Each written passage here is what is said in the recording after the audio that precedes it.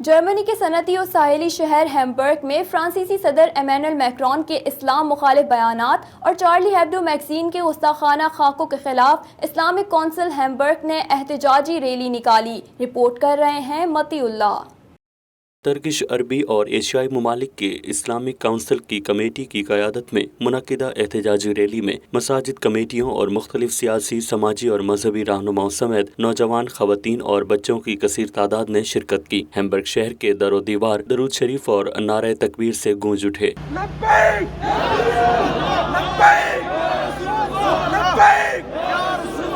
شرکاء نے اپنے ہاتھوں میں مختلف پلے کارڈز اٹھا رکھے تھے جن پر ہمارے پیغمبر ہماری ناموس ہیں، رسول اکرم صلی اللہ علیہ وآلہ وسلم کا احترام کیا جائے، اسلاموفوبیا کی نفی کی جائے اور غلامی رسول میں موت بھی قبول ہے پر مبنی تحریر درج تھیں۔ شرکاء سے تحریک کشمیر جرمنی کے رہنما Riaz Khaman, Pakistan Muslim League youth wing Germany کے رہنما رانا عامر محمود، پاکستان پیپلز پارٹی ہیمبرگ کے صدر فرید قریشی، پاکستان تحریک انصاف جرمنی کے رہنما، ڈریسڈن شہر کے معروف اور سوشل ایکٹیوسٹ رانا ثاقب خالد، چودھری شہزاد، مفتی سعید الرحمان، عفت اقبال اور سید شاہد نے خطاب کیا۔ مقررین کا کہنا تھا کہ اسلام امن کا دین ہے، اسلام نے معاشرے کو تہذیب و تمدن دیا ہے، حضرت محمد صلی اللہ علیہ وآلہ وسلم کی زندگی ہمارے لیے مشعل راہ ہے، پیغمبر اسلام کی گستاخی ناقابل قبول ہے، مغربی ممالک میں ٹرینڈ بننے والی اسلام دشمنی پر ہم لعنت و ملامت بھیجتے ہیں۔ ہم ان کو یہ بتانا چاہتے ہیں کہ ہم الحمدللہ مسلمان ہیں، ہماری power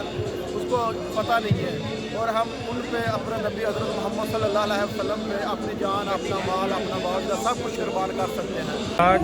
Wie Sie sehen, wir sind hier am Rathausplatz versammelt, um zu demonstrieren, dass was in Frankreich eine Welle losgegangen ist gegen den Propheten, unseren Propheten Mohammed, obwohl alle Propheten sind unsere, Moses, Jesus, Adam, Abraham, aber nur gegen einen einzigen Prophet Mohammed wird immer wieder irgendwelche Karikaturen in die Welt gesetzt۔ مقررین نے کہا کہ Charlie ہیبڈو magazine کا اقدام آزادی اظہار نہیں بلکہ پوری اسلامی دنیا پر یلغار ہے۔ عالمی عدالت دینی اور مذہبی شخصیات کے احترام کے لیے قانون سازی کرے کہ کوئی شخص یا ادارہ مذہبی رہنماؤں کے خلاف ایسے نازیبا الفاظ کا استعمال نہ کر سکے اور ایسے مجرموں کو بین الاقوامی مجرم قرار دینا چاہیے۔ عالم اسلام کو اس حوالے سے فوری جرأت مندانہ موقف دنیا کے سامنے لانا چاہیے۔ ریلی میں فرانس میں توہین آمیز خاکوں کی اشاعت اور فرانسیسی صدر میکرون کے خلاف مذمتی قراردادیں بھی پاس کی گئیں۔ احتجاجی ریلی مختلف شاہراہوں سے گزرتی ہوئی مین سینٹرل آفس کے سامنے اختتام پذیر ہوئی۔ Matiullah, voice of South Asia, Hamburg, Germany.